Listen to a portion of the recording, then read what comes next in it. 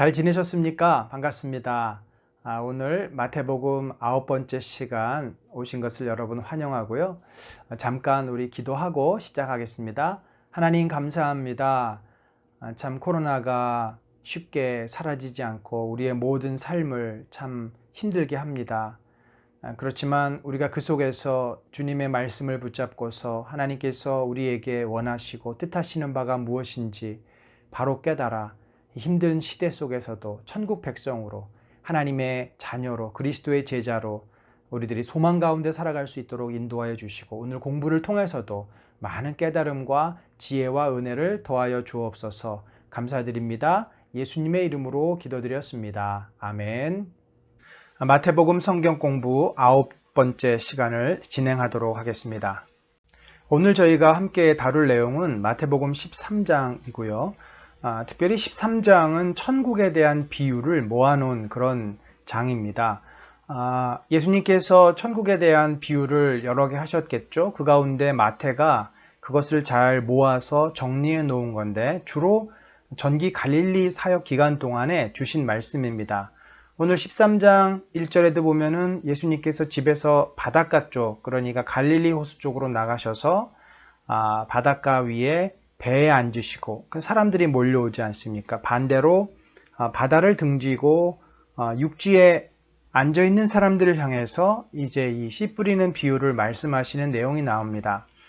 자, 예수님께서는 천국에 대한 여러 진리들을 말씀하실 때 주로 썼던 기법, 수사법이죠. 그것이 바로 비유입니다. 비유란 뭘까요? 비유란 어떤 전하고자 하는 내용, 그것이 영적인 진리일 수도 있고 교훈일 수도 있고 이제 그러한 것들을 잘 설명하기 위해서 그냥 그 당시 사람들이 일상생활 속에서 볼 수 있고 경험했던 그런 어떤 대상을 이용해서 이제 예수님이 가르치고자 하는 전하고자 하는 영적인 진리 혹은 어떤 깨달음들을 설명하기 위해서 사용하는 방법이다. 예수님께서 굳이 이 비유라고 하는 기법을 쓰시는 그 이유는 무엇일까요? 그것은 예수님이 전달하고자 하시는 천국의 원리, 또 영적인 진리들을 그 당시 제자들이나 또는 예수님을 믿는 성도들에게 잘 이해시키기 위해서이겠죠. 예수님 당시 청중은 이 비유를 따로 우리들처럼 해석할 필요가 없었습니다. 그들의 일상생활을 토대로 해서 하는 이야기들이기 때문에 들으면서 바로 이해가 됩니다. 오늘날 우리들은 벌써 역사적인 문화적인 갭이 있으니까 해석을 해야 되지만 그들에게는 그 이야기를 통해서 훨씬 더 쉽게 영적인 진리들을 배우게 됩니다. 물론 이 비유에는 또 숨은 의도가 있습니다. 예수님이 이사야서를 인용하면서 하나님께서 비유를 통해서 예수님의 제자들, 곧 예수님을 믿고 예수님의 말씀을 따르려고 하는 자들, 마음이 열려있는 자들에게는 훨씬 영적인 깊은 진리까지 깨달을 수 있는 도구이기도 하지만 반대로 예수님을 비방하고 비난하고 거부하고 꼬투리를 잡으려고 하는 자들에게는 이 비유가 수수께끼처럼 들리게 된다는 겁니다. 따라서 이 비유를 통해서 그들은 예수님의 진리를 오히려 이해하지 못하고 그들은 그 은혜, 진리를 통해서 깨닫게 될 은혜의 통로가 막혀버리는 그런 일을 이제 겪게 되는 거죠. 그래서 예수님이 들을 귀가 있는 자가 들을 것이다 라고 말씀을 하셨습니다. 비유에는 크게 두 가지 형식의 비유가 있습니다. 복잡한 학자들이 복잡한 내용들을 정리하지만 저희들은 우리 성도님들은 이렇게 크게 두 가지 정도로 보시면 될 것 같습니다. 하나는 뭐냐면 비유가 좀 내용이 많고 그 안에 어떤 스토리가 이렇게 나오는 그런 비유죠. 이것을 스토리 비유라고 말할 수 있을 것입니다. 이 비유는 이야기를 통해서 어떤 메시지를 전달하려고 합니다. 그래서 그 이야기 안에는 플롯이 들어있어요.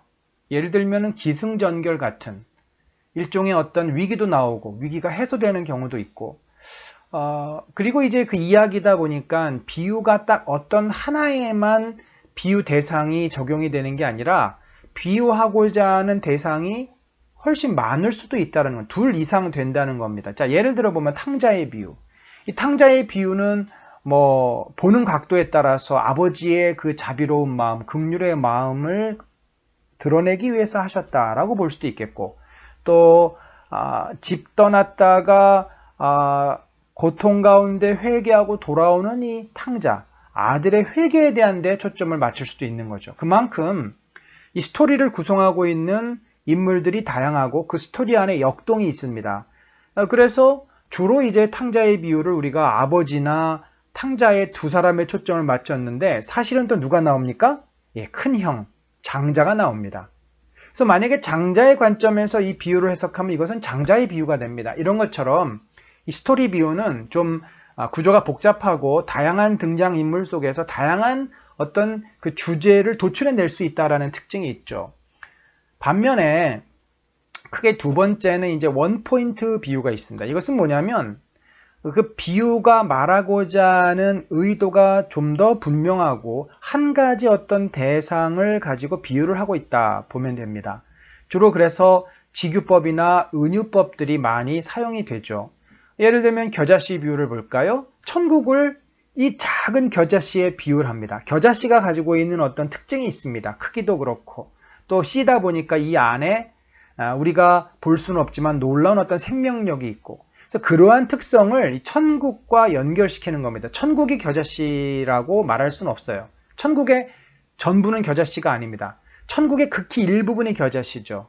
그러니까 천국의 여러 진리들, 여러 모습들을 설명하면서 그 중에 하나를 겨자씨에 비유해서 겨자씨의 모습과 같은 것이 있다라고 이렇게 분명하게 말해주는 비유가 바로 원포인트 비유다 볼 수 있습니다. 비유라는 것은 사실은 해석하는데 좀 까다로움들이 있습니다. 왜냐하면 그 무엇을 의도하고 어떤 대상에 비유를 하는지 우리가 정확하게 알면 좋은데, 워낙 이것이 당시의 문화적이고 역사적인 내용들하고 얽혀 있기 때문에 그 의도를 놓치는 경우들이 많습니다. 그래서 우리가 비유를 좀 더 잘 이해하고 해석하기 위한 몇 가지 지침을 한번 살펴봐야 합니다.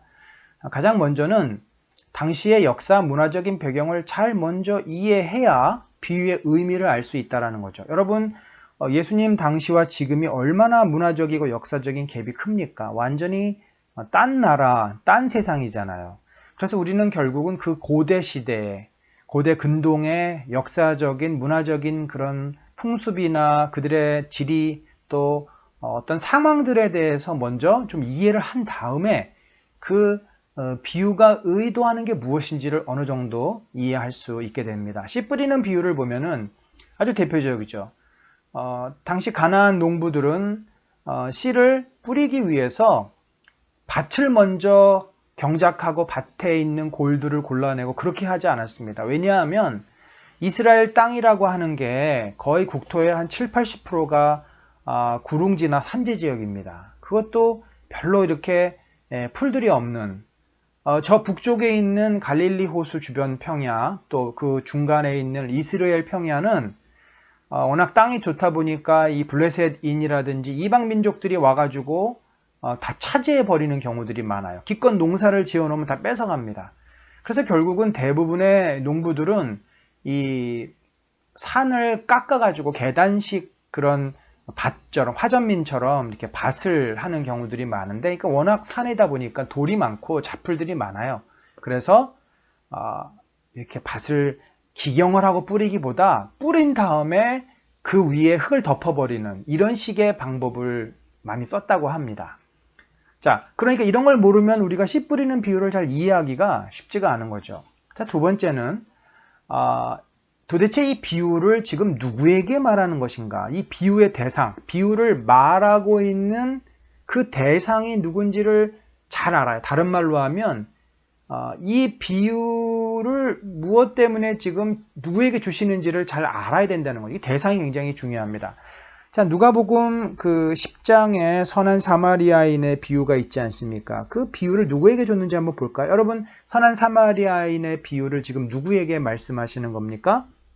그 앞에 보면은 25절에 이렇게 돼 있어요. 어떤 율법 교사가 일어나 예수를 시험하여 이르되 선생님 내가 무엇을 하여야 영생을 얻으리이까?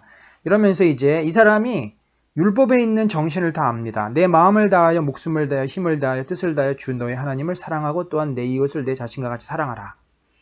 그랬더니 예수님이 뭐라 그러셨어요? 내 말이 맞다. 이를 행하라. 그러면 살리라. 너가 머리로는 알고 있는데 정말 너의 삶이 하나님을 진심으로 사랑하고 이웃을 사랑하느냐라고 지금 질문을 하고 계시는 거죠. 그랬더니 이 사람이 그 다음에 이제 이 비유를 하게 된 이유입니다. 29절에 그 사람이 자기를 옳게 보이려고 예수께 여짜오되 그러면 내 이웃이 누구리이까? 물론입니다. 나는 이웃을 사랑합니다. 그러면 제가 더 사랑해야 될 이웃이 누구죠? 아마도 이 사람은 자기가 지나가면서 동전 몇 입 던졌던 그 가난하고 또 힘들어하는 장애인들이나 이런 사람들을 생각했던 것 같습니다. 예수님이 그들이 너의 이웃이다 라고 말을 하면 그 사람들이야 당연히 제가 잘하고 있죠. 자랑을 하려고 이제 이렇게 질문을 한 거예요. 예수님이 그건 모르시겠습니까? 그랬더니 율법을 잘 지키는 율법 교사, 율법학자가 절대로 할 수 없는 게 있었습니다. 그게 뭐냐면 사마리아인은 절대 이 사람들이 사랑하지 않습니다. 왜냐하면 그들에게 사마리아인은 이방인이었고 개 같은 존재였기 때문입니다. 그들은 원수 같은 존재예요. 사랑하면 안 되는 존재예요. 그렇기 때문에 예수님은 너가 생각하는 사랑이 얼마나 제한적이고 얼마나 자기중심적인 자기 만족의 사랑인 줄 아느냐? 그것은 진정한 사랑이 아니다 라고 하면서 이 사마리아인의 비유를 이제 들려주시는 거죠. 다 들려주신 다음에 37절에 이렇게 이야기를 합니다. 36절에 이렇게 이야기를 합니다. 내 생각에는 이 세 사람 중에 누가 강도 만난 자의 이웃이 되겠느냐. 당연히 그 이야기를 들으니까 선한 사마리아인이겠죠. 그랬더니 율법학자가 이렇게 대답합니다. 이르되 자비를 베푼 자니이다. 선한 사마리아인이다 라고도 말도 안 해요. 이 사자도 입에 지금 붙이고 싶지 않은 겁니다. 그냥 자비를 베푼 자니이다. 그랬더니 예수님께서 이렇게 말씀하시는 거예요. 가서 너도 이와 같이 하라. 너도 사마리아인이 했던 것처럼 그러한 자비를 베풀어라 라고 하는 말입니다.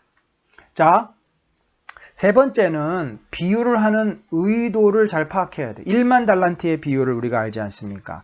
왜 갑자기 예수님이 1만 달란트의 비유를 하셨을까요?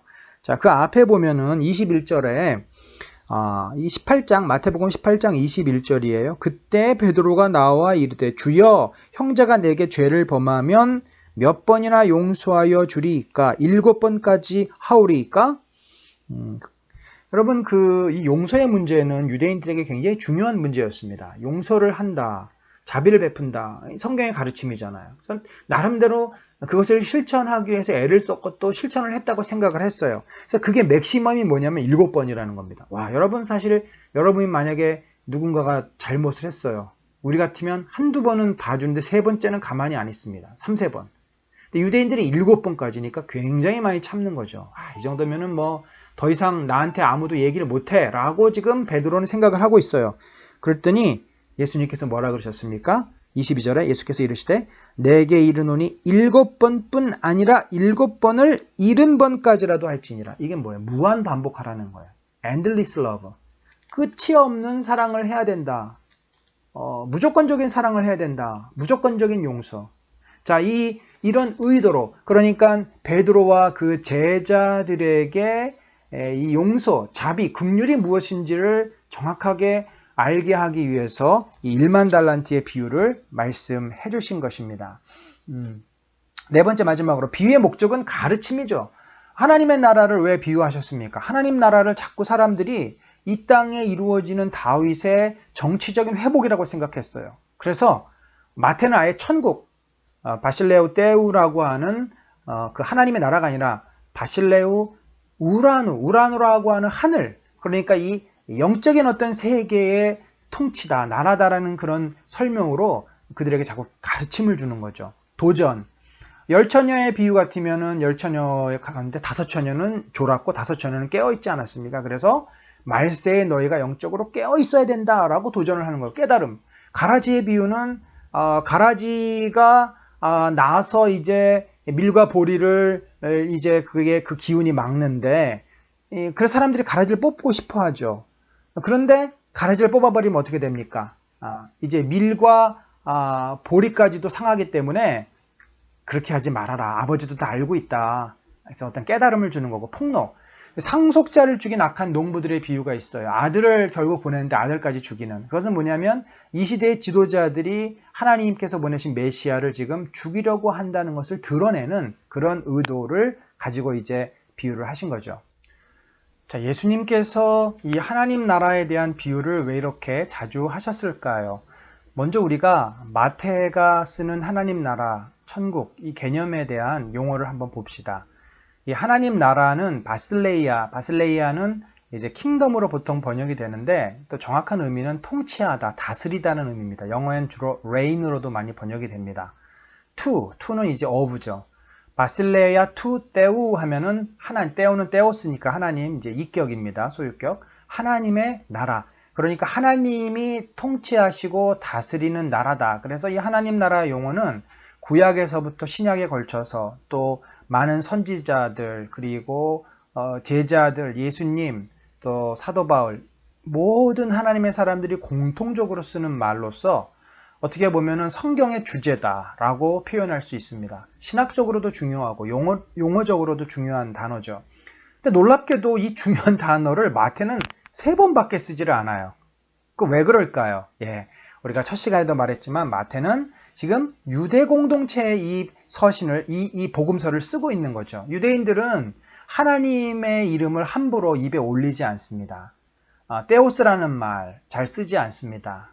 그냥 야훼라는 말도 쓰지 않습니다. 그냥 아도나이, 주님이라는 말로 씁니다. 그래서 그 하나님의 통치 다스림을 말할 때 바실레아 투 테우라고 안 그러고 천국이라는 개념, 바실레아 톤 우라논, 이 우라누가 이제 하늘이란 뜻인데 heaven, 이건 이제 삼격이 돼가지고 톤 우라논 하면은 천국, 그래서 하나님이 계시는 곳으로 이 하늘을 대치를 하는 거죠. 하늘의 통치. 그러니까 좀 말이 어색하긴 하는데, 어떻게 보면은, 마태는 이 천국이라는 개념, 하늘의 나라, 그 개념을 통해서 무려 마태가 46번을 쓰는데, 물론 그 안에는 이제 그의 나라라고 하는 표현, 아버지의 나라 다 포함해서, 그러니까 천국이라는 용어는 순수하게 한 35번 정도 될 겁니다. 그럼 천국, 하늘에 이루어진 나라라는 개념을 굳이 마태가 많이 왜 썼느냐? 아마도 그 당시의 사람들이 이 하나님의 나라 개념을 자꾸 지상에 이루어질 하나님의 나라로 생각을 하기 때문에 이러한 것들을 좀 더 그 시야를 넓혀서 영적인 영역까지 넓히도록 그런 의도가 있지 않았겠는가 하는 생각을 합니다. 따라서 마태는 일단 천국의 비유다라고 하는 용어를 많이 쓰고 있다 보시면 됩니다. 주로 이 천국의 비유에서 다루고 있는 내용은 뭡니까? 일단 하나님 나라, 그러니까 천국의 특징을 설명을 하겠죠. 또 천국이 어떤 사람들에게는 거부되고 어떤 사람들에게는 정말 소중한 가치가 있는 곳이다. 또 이제 사람들이 궁금해하는 게 천국이 언제 오고 언제 그것이 완성될 것인가에 대한 건데 그 마지막 때에 대한 또 비유도 물론 이제 이 마태복음 13장 외에도 마태복음 뒷부분 혹은 이제 뭐 마가나 또 누가 같은 복음서에도 보면은 이 천국에 대한 비유들이 굉장히 풍성하게 나와 있습니다. 그래서 이 사복음서에 있는 비유를 다 모으면 거의 복음서의 사건만큼 굉장히 그 풍성한 설명, 내용이 나오게 되고 그것을 통해서 우리는 이 땅에서 이루어지는 하나님 나라, 곧 교회와 가정, 또 우리 성도들이 모여있는 그곳이 어떠해야 하는지를 이제 깨닫게 되고 배우게 되고 이제 그런 것들을 이루기 위해서 우리들이 살게 되겠죠. 이제 본격적으로 우리 비유에 대한 내용을 함께 살펴보겠습니다. 첫 번째 비유는 제목을 제가 이렇게 바꿨습니다. 씨앗이 떨어지는 4종류의 밭 비유. 원래 이제 씨 뿌리는 자의 비유로 그렇게 더 많이 알려져 있는데 사실 이 비유의 핵심 내용을 보면은 밭이 4종류의 그 다양한 밭이 나옵니다. 그리고 그 밭에서 일어나는 여러 가지 현상에 대해서 이제 설명을 하는 거죠. 따라서 제목을 이렇게 정했고요. 이 비유는 스토리 비유라고 할 수 있습니다. 농부가 이제 씨를 뿌리는 장면을 연상하면서 다양한 파종의 형태들, 다양한 땅에 뿌려지는 씨가 어떻게 될 것인지를 예상하면서 이 비유를 만들고 있고, 그 속에서 이제 영적 성장의 원리를 언급하고 있습니다. 오늘 본문은 이 가나안 농부들이 이 씨 뿌리는 방법을 좀 잘 먼저 이해를 해야 됩니다. 당시의 그 지형적인 또 문화적인 어떤 특징이 오늘날 우리들하고는 너무 많이 다릅니다. 이 가나안 땅은 국토의 한 7, 80%가 다 산지 내지는 구릉 지형입니다. 북쪽에 있는 이스라엘 평야와 갈릴리 호수 주변의 평지는 전체적으로 볼 때는 일부분에 불과하고, 또 그나마 블레셋 사람들이 이 이스라엘 평야는 많이 차지하고 이방 민족들이 침입을 많이 하기 때문에 안정적인 농사를 지을 수가 없습니다. 따라서 대부분 사람들은 이 유대 광야 혹은 그 밖에 산지에 약간 산 중턱 아래쪽에 계단식 밭 같은 거를 만듭니다. 이제 그러면서 한번 기경을 하죠. 그러나 기경을 해도 워낙 땅 안에 돌들이 많고 자풀이 많기 때문에 그것을 다 골라낼 수가 없습니다. 그래서 얼추 기경을 해놓은 다음에 그 다음에 이제 나귀나 혹은 사람이 이 씨를 아주 그렇게 넓게 쫙쫙쫙 뿌리면서 다닙니다. 아주 섬세하게 뿌리는 게 아니라 여기저기 막 흙 뿌리는 겁니다. 그리고 나서 한 번 더 이제 흙을 덮으면서 땅을 한 번 더 이렇게 기경을 합니다. 그리고 난 다음에 결과는 그야말로 하늘에 맡기는 거죠. 도대체 이 씨가 지금 옥토에 떨어졌는지 돌짝밭에 떨어졌는지 그걸 알 수도 없거니와, 심지어 이게 옥토라고 생각을 했는데 들어가 보면 돌이 있을 수 있는 거고, 돌이 있다고 생각했는데 실제로는 이게 그 돌 옆에 땅으로 잘 내려가서 또 이제 잘 또 자랄 수도 있고, 그래서 그냥 땅 자체가 워낙 안 좋기 때문에 큰 그 수확을 기대하지 않고 여기저기 흙 뿌리는 식의 농사를 짓곤 했다고 합니다. 자, 이게 가나안 지경의 일반적인 그 땅의 모습입니다. 여러분, 여기서 돌을 골라낼 수 있겠습니까? 거의 불가능합니다. 자풀하고 돌하고 흙하고 지금 막 섞여 있기 때문에 이제 이런 데다가 씨를 뿌리는 거죠. 자, 농부는 저렇게 돌이 많은 밭에 한 움큼씩 잡아가지고 넓게 확 뿌려버립니다. 그래서 이게 흙에도 떨어질 수 있고, 돌 옆에 떨어질 수도 있고, 돌 위에 떨어질 수도 있고, 그런 그 확률로 일단 이렇게 뿌리는 거죠. 자, 이 비유의 구체적인 그 의미가 뭘까요? 자, 먼저 이 씨는 복음을 가리킵니다. 예수님께서 전해주신 하나님 나라 천국의 복음을 말합니다. 그래서 이 씨를 뿌리는 농부는 누구인가? 바로 하나님을 말하죠. 또는 예수 그리스도를 말할 수도 있습니다. 자, 농부가 이제 씨를 뿌렸습니다. 자, 씨를 뿌렸는데 새가 와서 그 씨를 먹을 수도 있다라는 표현이 있어요. 자, 여기서 새는 사단을 말하죠. 그 씨, 복음을 갈취해가는 존재이기 때문에 새는 사단을 말합니다. 그리고 이제 땅이 나와요. 땅은 인간의 마음의 상태를 말합니다. 특별히 복음을 받아들이는 그 마음의 상태에 따라서 네 가지의 종류를 말하고 있죠. 첫 번째가 길가입니다. 길가는 어디냐면 계단식 농지에 있어서 가장자리를 사람들이 다니겠죠. 그래서 거기는 많이 다녀가지고 땅이 이렇게 단단합니다. 그러니까 씨가 쭉쭉 뿌리다가 그런 길가에 떨어지게 되겠죠. 그러면 이 씨를 누가 와서 주워 먹냐면 새들이 날라와서 주워 먹는다는 거죠. 자, 이것은 뭐냐면 길가는 다져진 땅인데 강팍한 마음을 말합니다. 그러니까 그 씨를 이렇게 흡수하고 받아들일 수 없는 마음이라는 거죠. 그랬을 때 사단은 그에게 그 강팍한 마음에 떨어진 복음을 사단이 뺏어가는 이제 그런 어떤 이미지로 설명할 수가 있겠습니다. 자, 두 번째는 이 돌밭입니다. 돌. 자, 아까 사진에서 본 것처럼 돌이 이렇게 올라와 있는 것도 있고 흙 아래 돌이 들어있는 것도 있습니다. 그래서 5절에 이렇게 돼 있죠. 더러는 흙이 얇은 돌밭에 떨어지매. 그러니까 위로 볼 때는 흙이에요. 그런데 그 밑에 돌들이 또 많이 박혀 있습니다. 그러면 그 씨가 이제 그 위에 흙에 일단 떨어지잖아요. 밑으로 이제 뿌리를 내립니다. 그런데 여기 해가 돋은 후에 타져서 뿌리가 없어짐으로 말랐고, 이게 이제 흙이 깊어야 되는데 흙이 깊지가 않다는 거지. 얇잖아요. 그 밑에가 바로 돌이 있고. 그러니까 이게 뿌리를 쭉 내려야 수분도 빨아들이고 안정적으로 이 씨가 발화가 되는데, 그게 안 되고 뿌리가 없어지고 말라버린다. 얇아서. 자, 이것은 무엇을 의미할까요? 이 돌은 우리 마음밭에 박혀있는 돌, 이 돌은 쉽게 말하면은 예수님이 이제 비유를 해석해 주실 때 이 고난이다라고 말씀을 하셨는데, 우리 마음에 고난이 들어있다는 건 아니죠. 고난이 왔을 때 그 사람의 반응을 우리가 보고 마음이 어떠한지를 알 수 있습니다. 자, 이 해석할 때 보면은 고난이 오면 어떻게 돼요? 더 이상 신앙을 버리는 것을 말합니다. 고난이 오면 복음을 받아들였다가 복음을 거부해버려요. 자, 이런 사람들의 일반적인 특징이 있습니다. 처음에 주변 사람들의 사랑과 권면으로 교회에 나옵니다.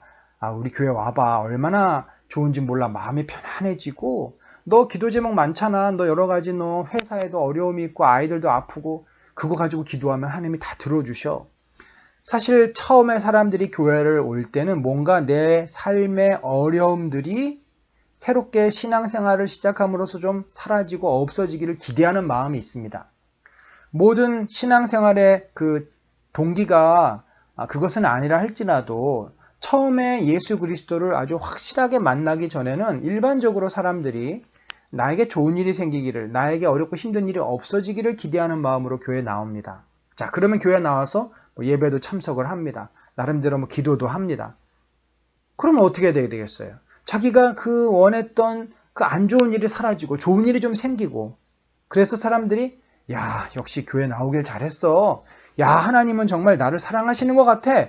이렇게 이제 말을 하면은 본인도 신이 나고 그 사람을 전도한 사람도 얼마나 좋겠습니까마는 꼭 그렇지만은 않다라는 거죠. 아니, 교회 나왔는데 어려운 일이 생기는 거예요. 교회 나왔는데 힘든 일이 생겼습니다. 오히려 사업이 안 됩니다. 아프던 아이가 더 아프게 됐어요. 자, 이러면 주변에서 뭐라 그럴까요? 야, 너 종교를 바꾸니까 더 집에 우환이 생기는 거야. 별소리들을 다 합니다. 근데 결론적으로 그런 자기에게 어떤 유익한 일이 일어나기를 기대하는 마음으로 갔을 때 그것이 채워지면 다행이지만 항상 채워지는 건 아니잖아요. 언젠가는 안 채워질 텐데, 언젠가는 자기 기대대로 안 될 텐데, 그때 실망이 생기고 그 원인을 본인이나 자기 주변으로 돌리는 것이 아니라 하나님에게로 돌리는 거죠. 하나님이 날 사랑한다면, 하나님이 날 이쪽으로 부르셨다면 왜 어떻게 나한테 이러실 수 있어? 라고 하면서 교회를 떠나고 신앙을 버리는 이런 일들이 발생을 합니다. 자, 그렇다면 이 경우에 그 마음속에 있는 돌은 무엇일까요? 바로 인간의 교만함을 말합니다. 인간의 자기중심적인 그런 태도. 그 마음이 계속해서 있는 한 하나님을, 복음을 받아들일 수가 없어요. 복음은 뭡니까? 나를 내려놓는 것입니다. 복음은 내가 죄인임을 인정하고 내가 죽어 없어질 때 그 속에서 생명이 돋아나는 거고 내가 새롭게 태어나는 것이 복음인데, 자아가 살아있고 자아가 계속 복음을 받아들이는 게 아니라 복음을 거부하고 나를 위해서 복음이 어떤 좋은 일들을 해주기를 기대하는, 예수님이 나의 뭐가 돼요? 수단이 되고 도구가 되는 거죠. 그러면 반드시 복음의 씨앗은 그 마음밭에 자라서 성장할 수 없다 하는 말씀이죠. 세 번째는 가시덤불입니다. 여러분, 이 가시덤불이라는 것은 넓은 의미에서 잡초라고 할 수 있겠죠. 이것을 예수님은 세상의 성공과 물질에 대한 염려와 유혹이다라고 이렇게 이제 설명을 하셨습니다. 실제로 보면은 더러는 가시 떨기 위해 떨어짐에 가시가 자라서 기운을 막았다. 자, 아무래도 이 땅이 좋지 않고 거기에 잡풀도 많기 때문에 곡식만 자라는 게 아니라 그 주변에 잡초들, 다른 어떤 풀들이 자라면서 그 땅 속에 있는 영양분을 뺏어가겠죠. 그러면 알곡이 맺어지기가 어려울 것입니다. 결과론적으로 분명히 살아있고 그리고 뭔가 자라는 거는 같은데 열매가 없는 신앙을 말합니다. 자, 여러분, 우리가 신앙의 가장 중심은 뭘까요? 신앙생활의 핵심은 결국은 예수 그리스도가 내 삶에 온전히 임재하시고 그분으로 말미암아 내가 변화되는 거잖아요. 신앙은 변화입니다. 다른 말로 하면은 회복이고, 우리가 영생을 얻었고 생명을 얻었으니까 우리가 영생을 얻은 자로서 생명의 그 능력이 나타나야 되는 건데, 그게 이제 삶으로 드러나는 것이 열매잖아요. 그러면 어떻게 이 세상에서는 그것이 드러납니까? 가장 쉽게는 사랑의 모습으로 드러나게 돼 있습니다. 사람들은 다 자기 자신을 위해서 살죠. 내가 세상에서 성공하고 내가 대접받고 내가 잘 되기를 모든 사람들이 바랍니다. 그런데 성경에서는 내가 잘 되는 것이 아니고 내가 성공하는 것이 아니라 예수의 마음을 품고 예수 그리스도가 잘 되시고 예수 그리스도가 영광 받으시기를 원하는 삶을 사는 건데, 그게 어떻게 가능하냐는 거죠. 그것은 우리가 예수님처럼 변화되어질 때 가능한 겁니다. 자, 이 부자 청년의 예를 예수님께서 또 뒤에 말씀해 주셨는데, 이 부자 청년은 하나님을 사랑한다고 해요. 율법을 다 지킨다고 해요. 그런데 그 청년에게 있어서 또 소중한 것이 무엇입니까? 세상의 성공과 물질에 대한 마음을 그는 더 크게 가지고 있는 겁니다. 그러니까 하나님보다 그 물질, 자기의 성공을 더 사랑하는 거죠. 이제 그러다 보니까 예수님의 모습, 하나님이 정말 기뻐하시는, 하나님을 사랑했으면 그 사랑으로 내 이웃을 사랑하라. 예수님이 우리에게 늘 하시는 말씀이 너희가 서로 사랑하라 하는 삶을 살아야 되는데 그게 불가능해요. 그래서 예수님이 아주 결정적으로 내 모든 소유를 팔아서 가난한 자들에게 나눠줘라. 그리고 나서 나를 따라와라. 그게 불가능하죠. 왜요? 이 청년은 아직도 자기를 사랑하고 자기의 성공과 물질이 소중하기 때문에, 누구보다? 하나님보다, 예수님보다. 그래서 물론 이제 이 돌하고도 다 가시덤불이 연결되는 건데요.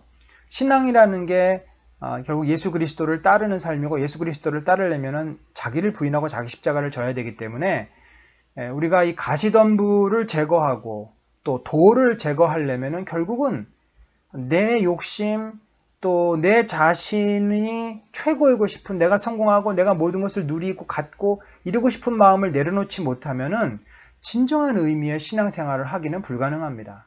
그런 분들은 아무리 교회에서 중직을 맡고 장로가 되고 권사가 되고 뭘 돼도 결국은 다 자기를 위한 삶이지, 세상 사람들이 그렇잖아. 정치를 왜 합니까? 결국 자기를 위해서 하는 거예요. 세상에 평화를 가져오기 위해서. 그거는 이제 명분이죠. 실제는 내가 모든 것을 장악하고 모든 권력을 휘두르고 모든 것을 갖고, 이게 세상 사람들의 정치하는 일반적인 모습 아닙니까? 우리는 다르다는 거죠. 정말 나를 부인하고 예수 그리스도를 따르는 삶이 복음에 합당한 삶인데, 그게 안 되면은 여전히 우리는 돌과 가시덤불이 계속해서 우리를 괴롭히고, 그럼 열매라는 게 맺어지기가 어려운 거예요. 열매가 맺어지겠습니까? 그러니까 삶의 모습은 신앙이 없는 사람들하고 크게 다를 바가 없는 거죠. 이 비유의 마지막 땅은 좋은 땅입니다. 자, 어떤 땅이 좋은 땅일까요? 바로 돌이 제거되고 가시덤불들이 다 뽑혀진, 그래서 이 흙만 이렇게 골고루 있어가지고 이 씨앗이 잘 밑으로 뿌리를 내리고 또 수분을 흡수해서 위쪽으로 잘 자라 올라와서 열매를 몇 배를 맺어요? 100배, 60배, 30배의 열매를 주렁주렁 열릴 수 있는 그런 땅. 자, 그런 땅은 어떤 땅일까요? 결국 자기를 버린 땅입니다. 나의 교만함, 나의 욕심, 나의 야망, 내 주장, 반드시 내 뜻대로 돼야 되는 어떤 아집들, 그런 것들을 내려놓고 그럼 나는 없어지는 거 아니냐? 그렇지 않죠. 내가 리뉴 되는 거지 없어지는 게 아닙니다. 어떻게 리뉴가 됩니까? 예수 그리스도라고 하는 그 아주 좋은 모델, 우리 인생을 향해서 주신 가장 최고의 모델이신 예수 그리스도로 나 자신을 리뉴하는 겁니다. 좋은 아주 그런 모델을 닮아서 우리가 변화되고 그분의 은혜가 우리 안에 채워지면 우리 마음밭이 어떻게 돼요? 평안이 있고 지혜가 있고 영적인 눈이 열려서 이 복음 말씀을 잘 흡수하고 받아들이고, 그것이 바로 우리 마음에서부터 우리의 의지로, 우리의 감정으로, 정서로, 생각으로 뻗어나가서 결국 우리의 삶이 하나님을 진실하게 사랑하는 것처럼 또 사람들을 배려하고 사랑하고 섬기고 돌보고 나의 것을 기쁨으로 나눠주고, 그러면 그 사람에게서 뭘 봐요? 예수 그리스도의 모습을 보는 거죠. 그러면 그 사람은 그러한 예수 그리스도의 삶을 살았기 때문에 열매, 곧 자기 자신이 변화되는 것뿐만 아니라 그 한 사람으로 말미암아 그 주변의 많은 사람들을 변화시키는, 많은 사람들이 예수를 믿게 하고 많은 사람들의 삶에 생명과 회복을 일어나게 하는 그런 열매를 얻게 된다라는 말씀입니다. 이 비유를 통해서 예수님이 지금 하시고자 하는 말씀은 뭘까요? 우리의 마음밭은 옥토가 되어 있지 않다라는 거죠. 우리의 마음밭은 복음을 들었으면 복음을 잘 소화해서 흡수해서 뿌리를 내리고 열매가 맺어지는 그런 마음이 아니라는 겁니다. 쉽게 말해서 예수님은 이것을 인자가 죄인을 부르러 왔지, 또 의원이 환자를 부르러 왔지, 건강한 사람, 의인을 부르러 오지 않았다라고 말씀하신 거예요. 우리 모두가 다 아주 상처 있고 또 교만하고 아주 내 마음 가운데 내 생각으로 가득 찬 그런 인생들이에요. 따라서 이 신앙생활이라는 것은요, 뭐겠습니까? 그 내 마음 가운데 있는 돌들, 또 가시덤불들, 교만함, 어리석음, 세상적인 야망, 욕심, 나의 상처들을 뽑아내고 정돈하고 그것들을 없애고 내 마음을 예수 그리스도의 평안과 예수 그리스도의 지혜와 영적인 눈이 열리는 그런 아주 옥토로 만들어가는 것이 신앙생활이고 그것이 영적인 성장인 것입니다. 뭐 또 다른 비유에서도 나오지만 내가 변화되고 내가 자라는 것은 우리가 할 수 있는 게 아니에요. 성령께서 하시는 거예요. 그럼 우리가 할 수 있는 것은 내 마음을 옥토로 만드는 것은 우리 자신의 의지입니다. 우리 스스로가 의지적으로 결단해야 돼요. 그러지 않고서는 내 마음은 절대 3살에서부터 이름까지 요람에서 무덤까지 우리들은 결코 변화되지 않습니다. 그러면 끝까지 우리는 계속 헛된 것을 붙잡고 마지막 장례식장까지 가야 돼요. 그렇기 때문에 이 씨 뿌리는 자의 비유, 내 다른 종류의 밭의 비유에서 우리는 내가 지금 어떤 밭인가, 내 마음 상태가 어떤가를 보고서 내 마음을 바꿔야 내 인생이 변화가 되지, 아무리 생각만 하고 아무리 어떤 구호만 외치고 이런들 절대 우리 마음이, 내 마음밭이 바뀔 수 없다. 그것을 여러분이 기억하시고 정말 내 마음밭을 기경하기 위해서 내 마음에 있는 쓴뿌리, 상처, 교만함, 어리석음, 또 야망, 욕망 이런 것들을 제거하기 위해서 우리가 어떻게 해야 될지 고민하고 그렇게 옥토로 변해가는 우리 모두가 되기를 바랍니다. 이제 천국에 대한 여러 비유들을 예수님이 말씀하시는데 첫 번째 나온 게 이 가라지의 비유입니다. 여기 이렇게 돼 있죠. 주인이 이르되 가만두라, 가라지를 뽑다가 곡식까지 뽑을까 염려하노라. 둘 다 추수 때까지 함께 자라게 두어라. 추수 때에 내가 추수꾼들에게 말하기를 가라지는 먼저 거두어 불사르게 단으로 묶고 곡식은 모아 내 곡간에 넣으라 하리라. 자, 이제 이 앞에 내용을 보면은 종들이 자꾸 이제 밀밭, 보리밭에 가라지들이 독풀이라고도 하고 이런 어떤 비슷하지만 다른 알곡들이 자라지 못하도록 기운을 막는 것들이 자꾸 있는데 이 피라기도 하죠. 이거를 좀 뽑아야 되지 않겠습니까? 이렇게 질문을 하니까 주인이 물론 그러면 좋지. 그런데 문제는 그걸 뽑다가 다른 것까지도 또 뽑힐 수가 있어. 그러니까 좀 냅뒀다가 나중에 추수할 때 다 없애도록 하자라고 말씀을 하신 거죠. 자, 이 가라지의 비유의 이 배경을 또 우리가 이해해야 됩니다.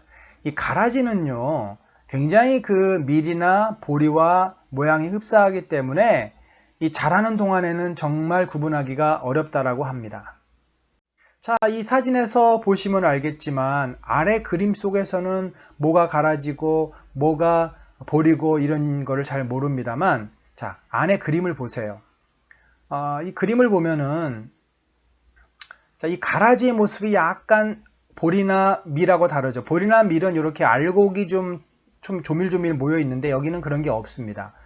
그래서 제가 이 그림을 보니까 아마 이게 가라지가 아닌가 싶어요. 요런 것들이 요런 것들이 가라진 거죠. 그다음에 이거는 보리된 것 같습니다. 그래서 이게 가까이 가서 보면은 이 가라지하고 보리가 구분이 되지만 언뜻 봐가지고는 이게 지금 보리된지 가라지된지 알 수가 없는 거죠. 예, 이 가라지 때는 분명히 알곡들이 이렇게 모여있는 형태지만 이건 다르죠. 예, 구분이 확실하게 됩니다. 여러분 이 그림 보고 구분이 잘 되십니까? 이거 거의 구분하기 어려우실 거예요. 자, 보면요. 요게 바로 밀입니다. 이 밀대고요. 그 다음에 그러면 이제 구분이 되시죠? 요게 볼입니다. 이 알곡들이 이렇게 모여 있고, 그러면 가라지는 요게 가라지죠. 자, 이렇게 봐가지고는 이거 어떻게 구분합니까? 겉으로 봐서는 정말 몰라요.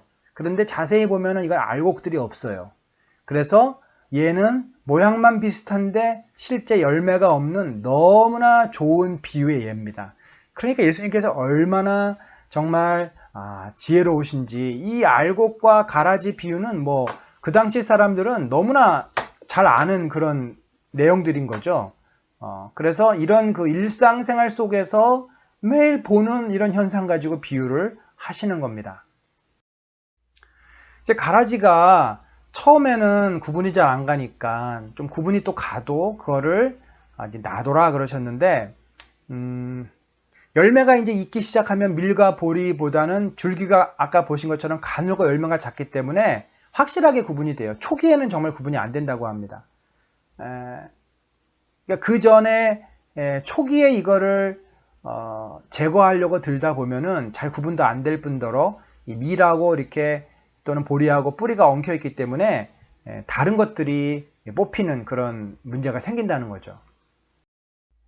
자, 이 비유를 주신 의도는 무엇일까요? 우리가 이런 질문들을 좀 하지 않습니까? 아니, 하나님께서 살아계신다면 왜 이렇게 악인들이 세상에서 잘 사는 거야? 아직 이 전두환도 그냥 살아있고, 아직 이 친일파들 그들이 가지고 있는 재산이 얼마고, 뭐 우리가 그런 질문들을 합니다. 아마도 이 비유는 그런 질문들에 대한 답이 아니겠는가, 완전한 답은 아니어도 한편으로 줄 수 있는 답이 아니겠는가 생각을 합니다. 하나님께서 악인들을 방치하시는 것이 결코 아닙니다. 반드시 하나님은 악한 자들의 그 악을 다 세고 계시고 그 악한 자들의 악만큼 심판을 하실 것입니다. 그런데 하나님의 관심은 지금 악인들보다, 악인들은 어차피 나중에 심판을 받습니다. 성도들에게 있는 거죠. 성도들을 보호하는 데 하나님의 관심이 있습니다. 자, 여러분 오늘날 얼마나 이 세상이 지금 복잡하게 서로 연결되어 있습니까? 중국에서 코로나가 발생을 했는데 전 세계가 다 코로나로 퍼졌어요. 이만큼 예를 들면 뭐 미국이나 중국처럼 거대한 국가가 경제적으로 어려움을 겪으면 바로 직격탄이지만 다른 나라들이 경제적으로 어려워도 그것이 이제 지구상의 여러 나라들에게 영향을 미칠 수가 있다라는 거죠. 따라서 하나님께서는 악인들을 심판하시겠지만 그때까지는 이 성도들을, 선한 성도들을 보호하시는 차원에서 심판을 미루고 계신 것이다 라는 의도인 거죠. 여러분 특별히 요즘 그 코로나를 우리가 심판으로 바로 연결하는 경우도 있었습니다. 저도 초기에 처음 그 중국에서 우한에서 나왔을 때 이것은 하나님께서 우한 교회를 핍박하신 하나님의 징계다라고 이렇게 설명을 한 적이 있었습니다. 물론 그런 측면이 없다라고 말할 수는 없지만, 그러나 이제 그때하고 지금하고는 상황이 많이 달라지지 않았습니까? 우한에서 발생한 코로나는 전 세계적인 문제가 되었고, 이제 그 코로나는 교회도 또 우리 성도들까지도 위협하는 이제 그런 상황이 되었습니다. 그러면 이거를 코로나를 어떻게 이해해야 될 것인가? 저는 이제 이렇게 코로나가 보편적으로 퍼지고 우리의 어떤 라이프 스타일들을 바꿔가면서 소위 말해서 포스트 코로나라고 하는 용어가 나올 만큼 어떤 삶의 근본적인 변화를 이끌 수도 있다라는 생각들이 나오면서 이 코로나는 누구를 향한 심판이라기보다 그러니까 온 세상, 온 사람들을 향한 하나님의 어떤 역설적입니다만 은혜와 긍휼의 수단이 아닌가. 어떤 의미에서 은혜의 수단입니까? 그것은 뭐냐면 이런 어떤 그 코로나라고 하는 이런 기간을 거치면서 세상 사람들은 우리 자신의 진짜 모습을 보는 거죠. 인간이 얼마나 연약한지, 인간이 얼마나 쉽게 넘어질 수 있는 존재인지. 그래서 겸손하게 되고 자신을 돌아보고 자성하는, 정화하는 그런 계기가 될 수 있다라는 거죠. 국가도 그렇고 또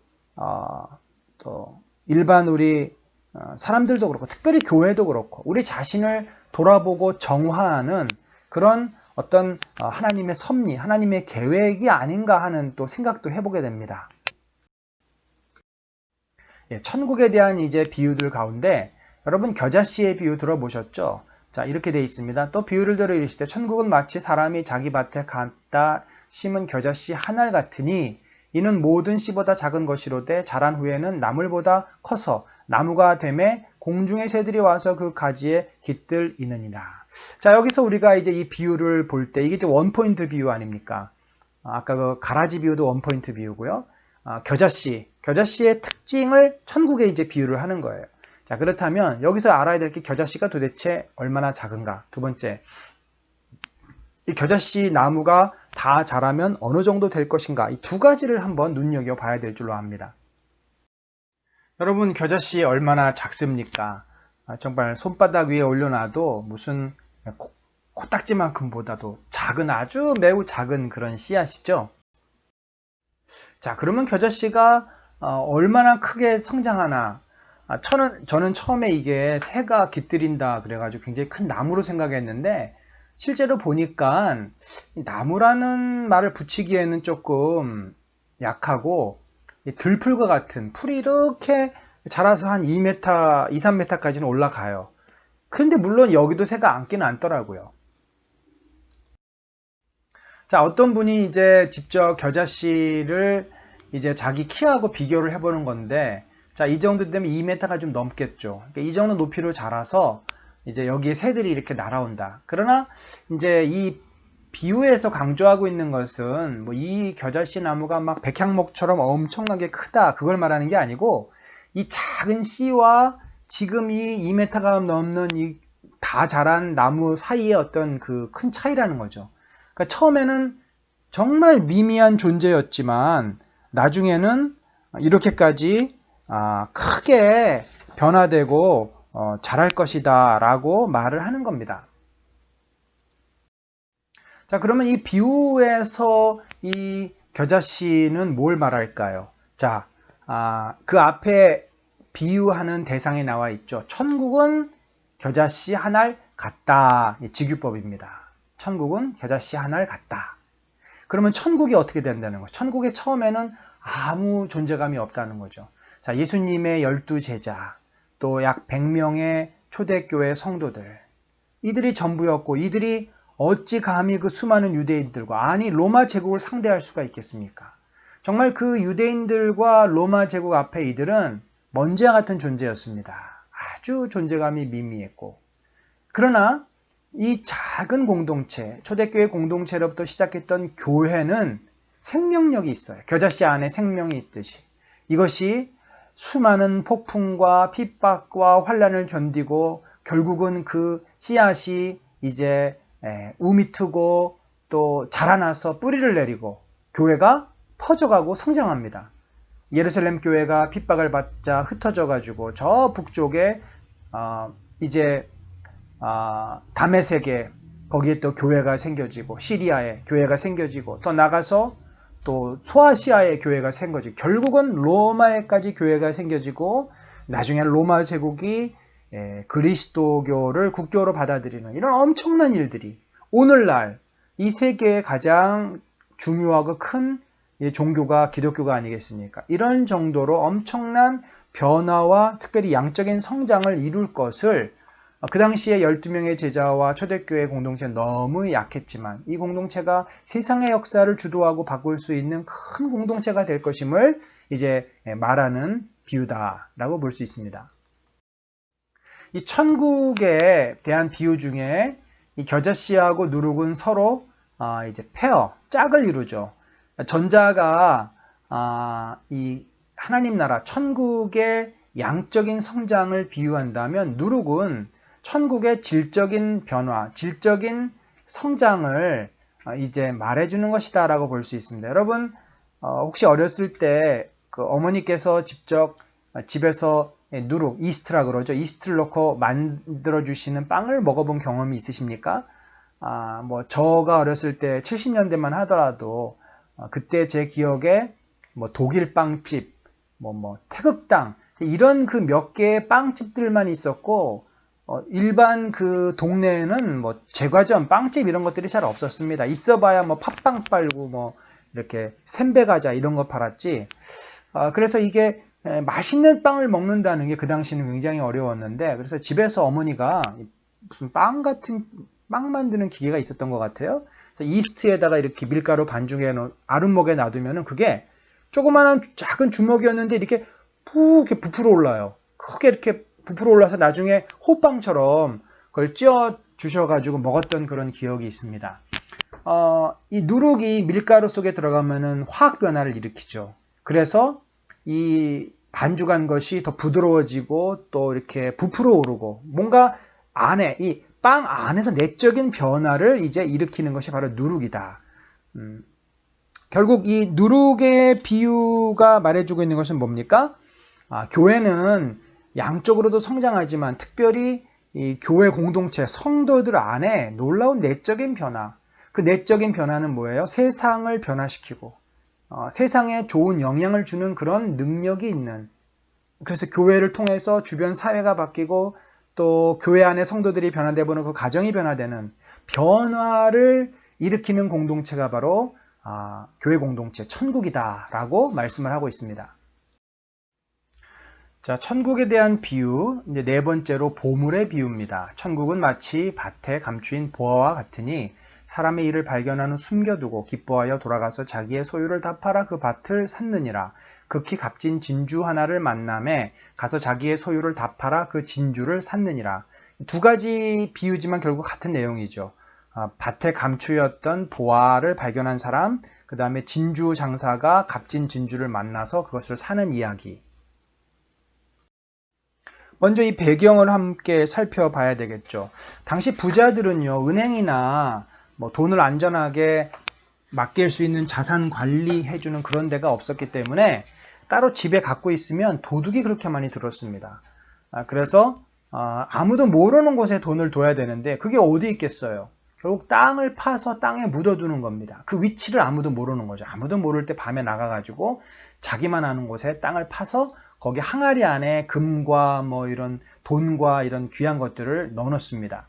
그런데 문제는 이 주인이 그렇게 이제 묻어놓고서 어느 날 갑자기 전쟁이 일어나서 급하게 도망을 쳐야 되거나 혹은 전쟁을 하러 나갈 수도 있죠. 자기가 어떻게 될지 모르니까 보물을 안 가져가겠죠.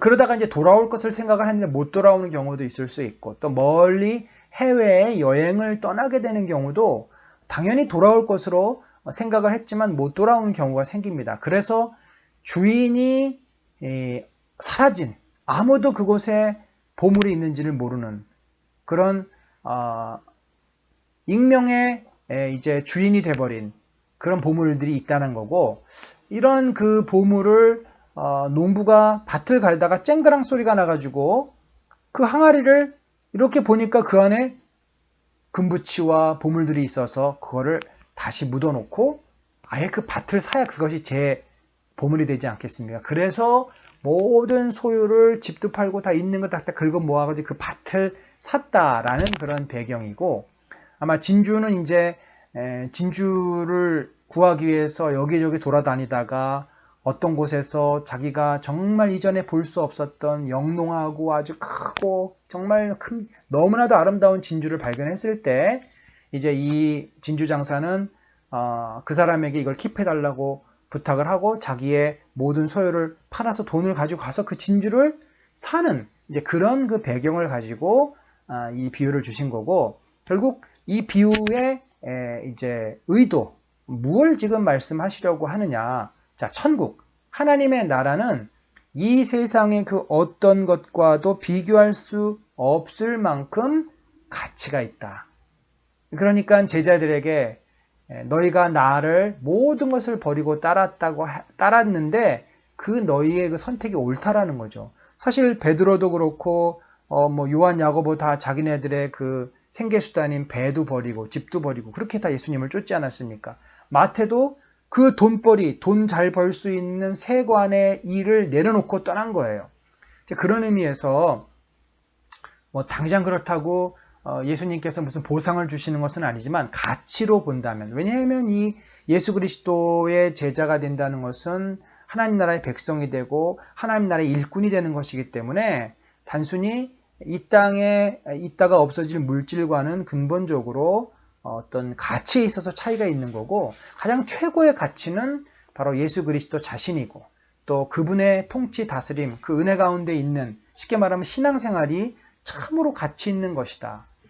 사람들은 처음에 이 가치를 모릅니다. 그래서 어떤 세상적인 성공이나 안전이나 자기의 소원 성취를 위해서 신앙생활을 시작하는데, 영적인 눈이 열리면 이제 깨닫는 거죠. 아, 정말 진정한 가치, 진정한 복은 내가 뭘 잘되고 우리 자식들이 형통하고 이것이 아니라 내가 하나님의 백성이 되고 하나님 나라의 그 상급을 소망하고 이 땅에서부터 천국을 경험하는, 이것이 진정으로 가치 있는 것이구나. 이건 이제 그때 알게 된다는 거죠. 그래서 그 전에는 잘 모르기 때문에, 양들이 풍성한 삶을 예수님께서 약속하셨지만 처음에 뭐가 풍성한 삶인지 모르는 거예요. 따라가다 보면은 그것이 나오는데, 그 보물도 그런 거죠.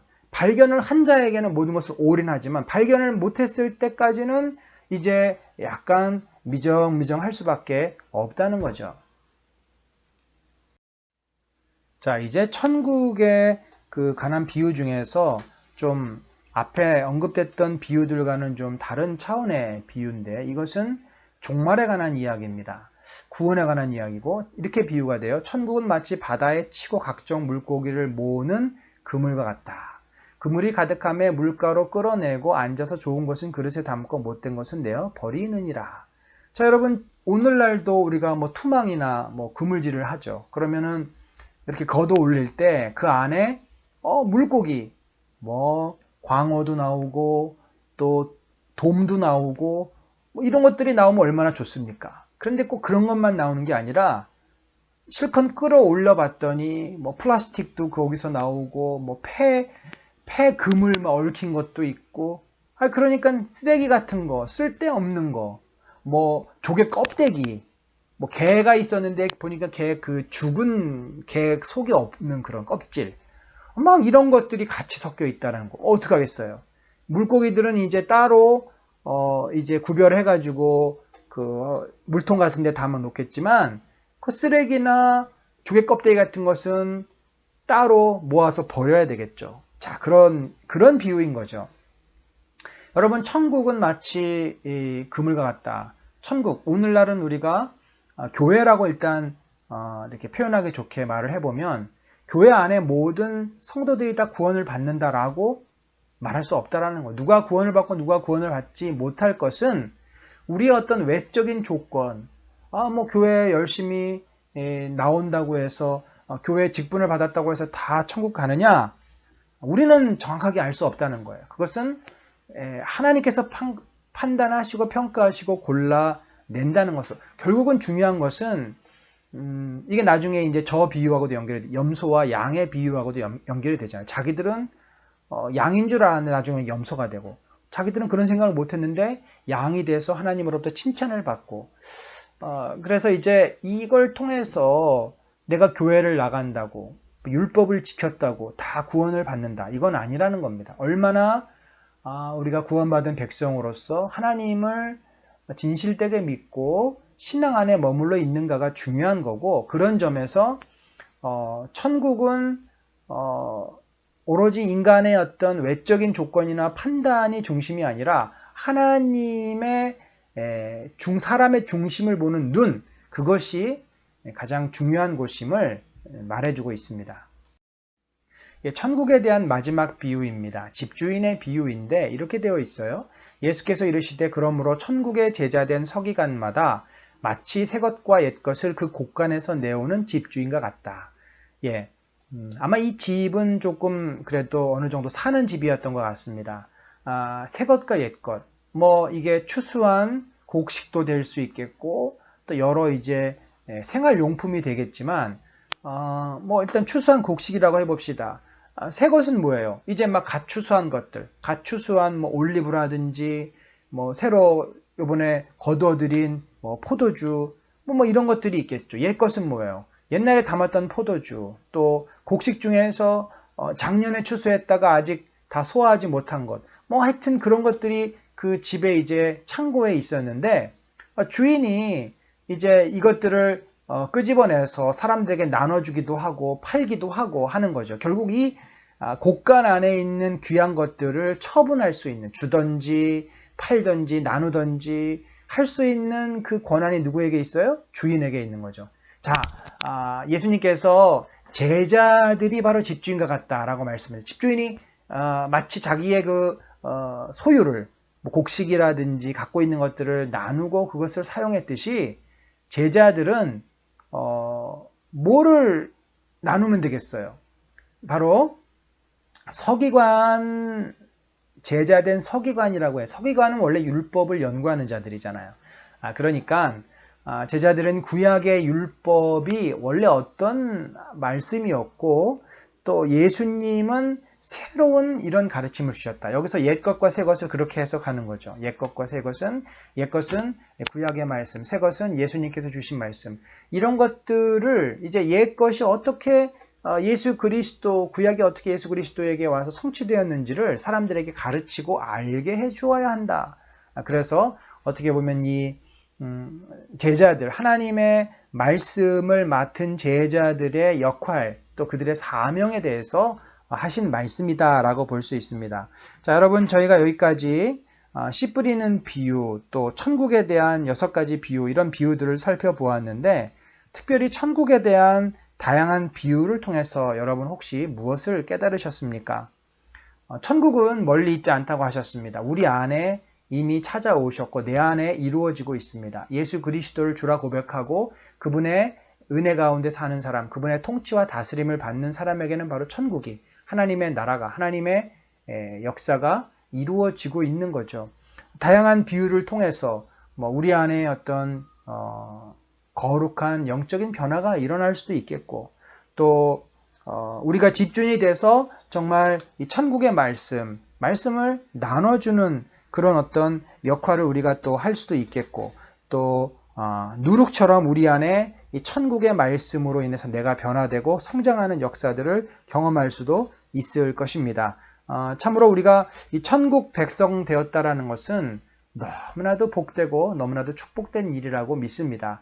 여러분, 우리가 오늘 비유를 쭉 살펴보았는데 이 비유들을 통해서 우리가 또 이제 천국의 말씀, 예수님의 말씀을 좀 더 잘 이해하시고, 이 마태복음 13장 외에도 또 뒷부분에도 비유가 있고 특별히 누가복음에도 비유가 좋은 것들이 많습니다. 그래서 우리가 앞으로 여러분이 오늘 이후에 어떤 성경을 보시든지 이 비유가 도대체 누구에게 하시는 말씀이고, 그 다음에 무슨 의도로 이 말씀을 주셨고, 그 다음에 이게 역사적인 배경은 어떻게 되었는지들을 잘 생각하시면서 그 비유를 통해 예수님께서 우리에게 주시고자 하는 말씀을 잘 들으시기를 바랍니다.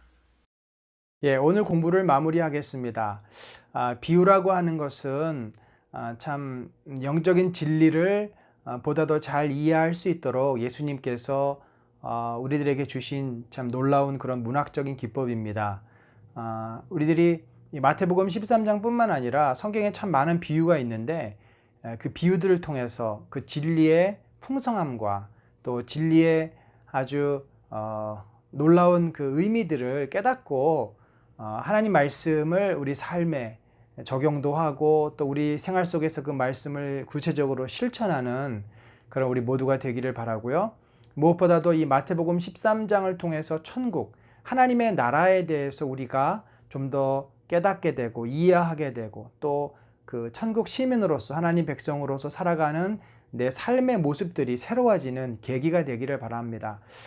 마지막으로 강조하고 싶은 것은 정말 우리의 모두의 마음이 옥토가 되기를 소망합니다. 여러분들 마음밭이 어떠한지를 스스로 잘 돌아보시고 정말 내 안에 아직 해결되지 않은 돌들과 또 쓴뿌리들, 잡초들이 있다면 그것들이 주님의 은혜로 하나씩 하나씩 다 제거가 되어지고 다 정돈이 되어서 진정으로 제 마음속에, 우리 마음속에 평안이 찾아오고 또 말씀이 떨어지면 그 말씀이 잘 자랄 수 있는 옥토가 되는 그런 놀라운 축복이 우리 모두에게 있었으면 좋겠습니다. 감사합니다. 잠깐 기도합니다.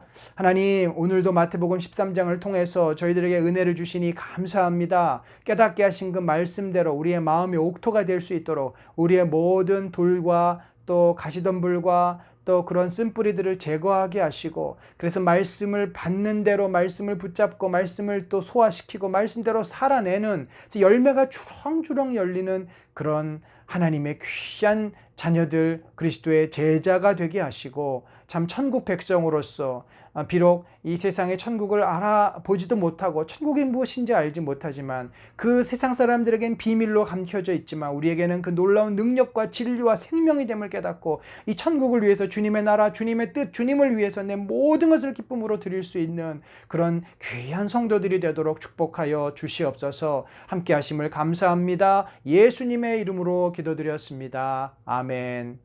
여러분, 그러면 또 한 주간도 믿음 안에서 승리하시고 늘 주님과 동행하는 귀한 우리 성도들 되기를 바랍니다. 네, 그러면 다음 주에 뵙겠습니다. 네,